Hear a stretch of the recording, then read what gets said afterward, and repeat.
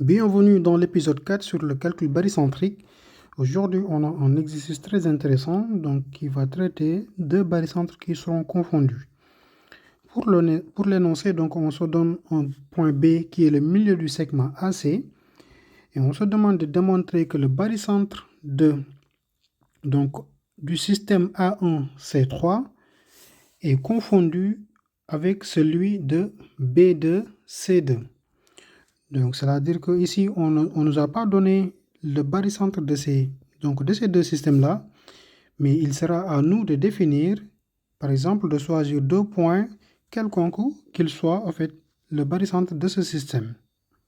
Et comme d'habitude, en géométrie, il est fondamental de construire une figure afin qu'on puisse voir la construction ou bien les points qu'on veut placer sur notre figure. Donc, on va tracer notre segment AC et placer le point B qui est le milieu de AC. Donc ici, on a notre segment AC et on va choisir un point B qui est le milieu. Maintenant, pour répondre à la question qu'on nous a posée, on va sélectionner deux points, quelconques qu'ils soient le barycentre du premier système et du deuxième système. Donc on va dire que soit G, le barycentre du système A1C3. Donc, une fois qu'on a défini le point G comme étant le barycentre de ce système, on va maintenant transformer à une relation vectorielle. Si G est le barycentre du système A1C3, cela veut dire que G A vecteur, puisque ici on a un 1 qui est l'élément neutre de la multiplication, plus 3 GC vecteur est égal au vecteur nul. Et là, on va le noter comme notre première relation. Donc ici, on pourra le réécrire en GC. Et avant de définir le barycentre de ce système, on va transformer notre relation 1 en une relation beaucoup plus simplifiée. Donc ici, on pourra insérer le point A.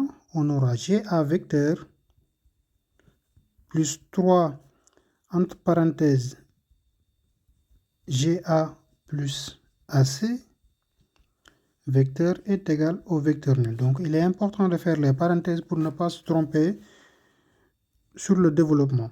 Donc ici on aura GA plus 3 GA vecteur plus 3 AC vecteur est égal au vecteur nul. Donc naturellement on va regrouper ces deux termes. Donc on aura 4GA vecteur est égal à moins 3 AC vecteur. Cela veut dire quoi? Cela veut dire que AG vecteur est égal à 3 quarts de AC vecteur. Donc en remplaçant par le signe moins de part et d'autre. Pour notre deuxième système, on va choisir un point H comme étant le barycentre de B2C2. Donc on va dire soit H, le bar du système B2 C2. Donc cela veut dire quoi? Cela veut dire qu'on a 2 HB plus 2 HC, c'est égal au vecteur nul.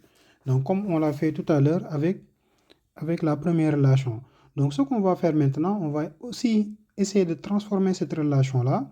Et donc là, on peut remarquer une chose, cela veut dire que H, ce point H n'est rien d'autre que le milieu du segment BC. Pourquoi? Parce qu'en fait, en simplifiant par 2, on aura ce qu'on appelle l'isobarycentrie qu'on avait vu lors de l'épisode 3. Donc ici, comme on a ceci, donc on pourra développer cette relation-là.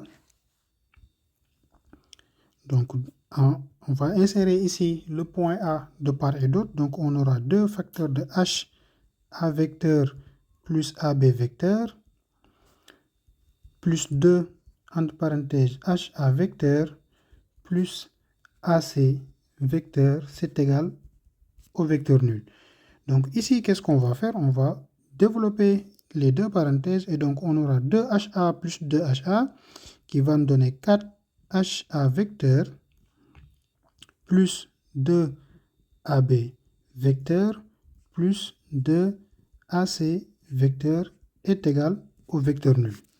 Donc ici, une fois on est arrivé ici, on peut dire que donc on avait une information donc de départ qui est pour le segment AC. Donc on sait que comme B est le milieu du segment AC, cela veut dire quoi? Cela veut dire que AB, 2 fois AB, c'est égal à AC. Donc cette relation-là, on peut la remplacer ici en bas. Comme ici, on a 2 fois AB, on peut la remplacer par AC et donc on obtiendra ici 3AC. Donc c'est égal à 4HA vecteur plus 3AC vecteur, c'est égal au vecteur nul. Donc pour rappel, ici 2AB, ce n'est rien d'autre que AC vecteur puisque A est le milieu du segment BC. Donc on va continuer notre transformation et donc en transposant de l'autre côté, on aura 4HA vecteur, c'est égal à moins 3AC vecteur. Donc ici aussi, on peut diviser par 4 et multiplier par un signe moins. Du coup, on aura AH vecteur est égal à 3 quarts de AC vecteur. Donc ici, on a une relation 2. La relation 2. Et donc, si on remarque en haut, on avait aussi une autre relation qu'on avait montrée, c'est-à-dire que AG est égal à 3 quarts de AC. Mais on est venu jusque-là sans pour autant dire ce qu'on voudrait montrer au départ. Bien vrai qu'on sait qu'on doit montrer que les deux barycentres sont confondus, mais cette information-là, nous, on ne l'a pas exprimée vectoriellement.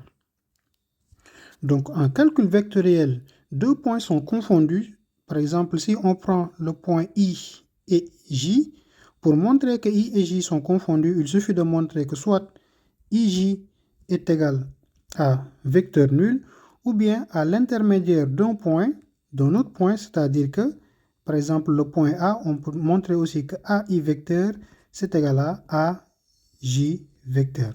Là, si on parvient à avoir une de ces relations-là, c'est gagné. Comme on avait montré que AG, c'est égal à 3 quarts de AC, et AH aussi, c'est égal à 3 quarts de AC, alors ceci entraîne que AH vecteur, c'est égal à AG vecteur. Donc, une fois qu'on est arrivé à cette étape-là, on pourra conclure que les deux barycentres sont confondus, c'est-à-dire que H est confondu à G, ou bien, si on veut aussi, on peut montrer l'autre relation, c'est-à-dire montrer que le vecteur HG est égal au vecteur nul, ou bien le vecteur GH est égal au vecteur nul. Donc, ainsi, on va transposer l'autre terme de l'égalité, c'est-à-dire le vecteur. Donc, ici, c'est HG, du coup. Oui, AG vecteur qui est égal au vecteur nul. Donc ici, on aura donc GA vecteur plus AH vecteur est égal. C'est égal au vecteur nul. Et donc là, qu'est-ce qu'on montre? On montre que le vecteur GH, donc là, avec la relation de Charles, le vecteur GH est égal au vecteur nul. Et une fois on est arrivé ici, on peut dire que le point G est confondu au point H. Donc c'était tout pour cette vidéo dans votre chaîne YouTube MathPSW et vous pouvez remarquer que cette méthode est un peu calculatoire.